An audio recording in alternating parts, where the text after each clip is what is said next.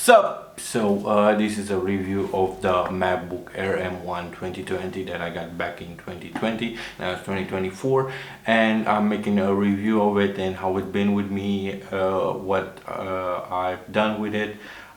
It's been my daily driver for the last 4 years. I've been using a Windows PC since I know myself, and back in 2020 I beat the Apple and I got a MacBook, and since then it's been my main laptop, my main PC, my main computer. I've been using it to do video editing, photo editing. I've been using it to do mail, to just browse the internet, YouTube videos and all that. This is a long-term 4 years review of it. Back when I got this in I believe November 2020, something like that, December 2020, I was amazed by the performance that this laptop had, because I was used to PC laptops, to PCs, desktop computers that I built myself, and this had a really good power in a small package, 13-inch package with no fans, just a small SoC like you have in your phone. So it amazed me by the performance it had, and it still amazes me every day. The battery life of it was amazing, so we'll get to that later in the video.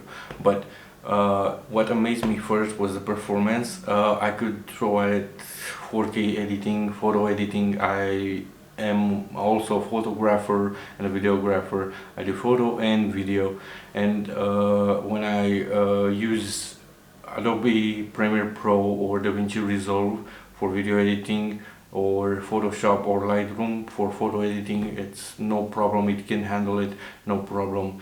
And this is why I enjoy this. I get it with me when I go to work, when I go to Starbucks, for example, and I work there, I edit there, and there's no problem, and I don't have to be plugged in, which is amazing, because all my past Windows laptop, if I needed more power, I needed for the GPU to kick in for a certain task, I needed to be plugged into the wall for it to have the maximum power. This doesn't need that. This can work at a full maximum power only on battery, and that's amazing. The display of it is 16:10 aspect ratio. It's not a matte display like you see on most of the Windows laptops and on some monitors.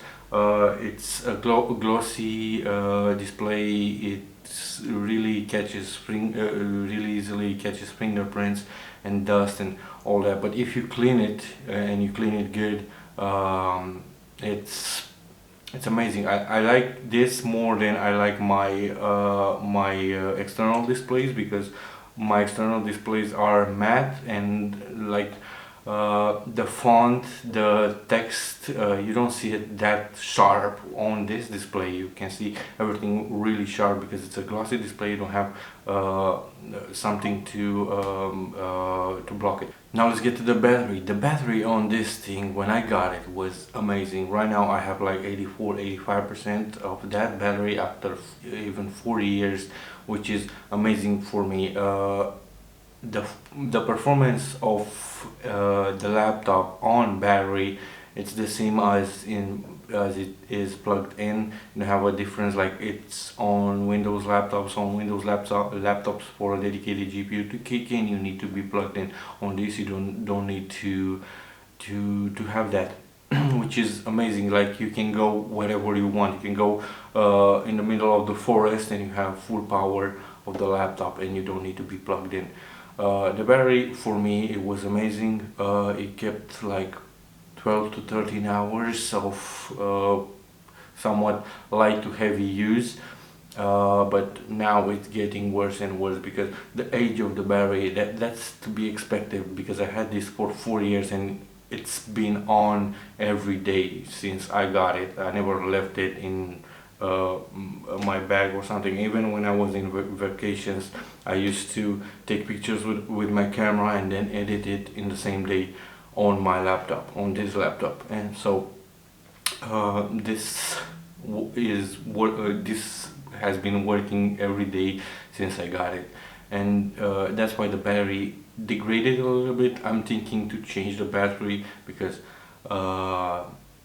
you can do that. It's pretty easy and you can find parts online for it, and that's why I'm thinking to change the battery to have the performance of the battery that I had when I bought it. My specs on this laptop are the base model. It's a 8 GB of RAM, 8 core CPU, 7 core GPU with 256 GB of storage. The 256 GB of storage, it might be a problem for you. I use like all the things that I work on are on an external SSD or a external hard drive, which is not a problem for me. But if you store your files on the laptop, you might think of getting a higher capacity.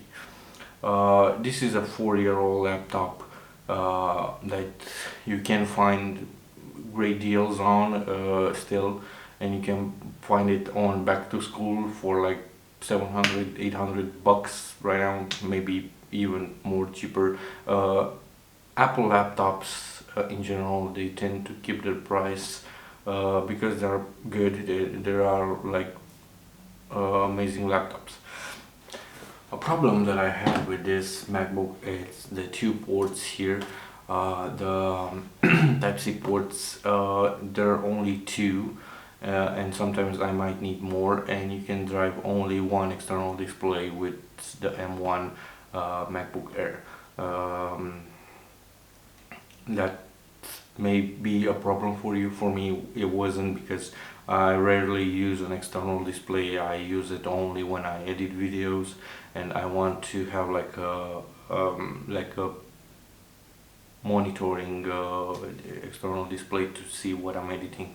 But in rest, I don't use an external display. But if you have like if you want three external displays or two external displays, you cannot do this with the M1 Mac Air. You have also a headphone jack that it's good quality. I rarely use it. I use my AirPods with the MacBook, and it's been amazing for me with AirPods. I don't have like dedicated headphones with wired plug it in to use it every day, but I used it a couple of times and it worked really good for me. I believe it's still worth it if you're using it just as a really light laptop to have in your bag and in your backpack, or you use it to do light photo editing, or you want to use it for school. It's an amazing laptop. If you want to do heavier stuff, like heavier video editing, heavier photo editing, like thousands of pictures or 4K, 8K videos, I recommend to go with a higher model, with a newer model, with the M2, M3 processors, because this is the first generation. The first generation was amazing. I myself thinking of changing and getting the M3 MacBook Pro in the future. But right now this is my main laptop that I've been using. So from my point of view, this laptop, it's amazing for what it does and the performance and the battery of it, and I think it's still worth it in 2024 if you want to have a really light laptop, or like a laptop for you to travel with it, or go to Starbucks and write the next Quentin Tarantino movie, I don't know. But yeah, if you find it on sale, I think you should buy it. If you find it secondhand and it's good and all the ports and everything works, I think you should buy it. It's an amazing laptop. So this is my point of view.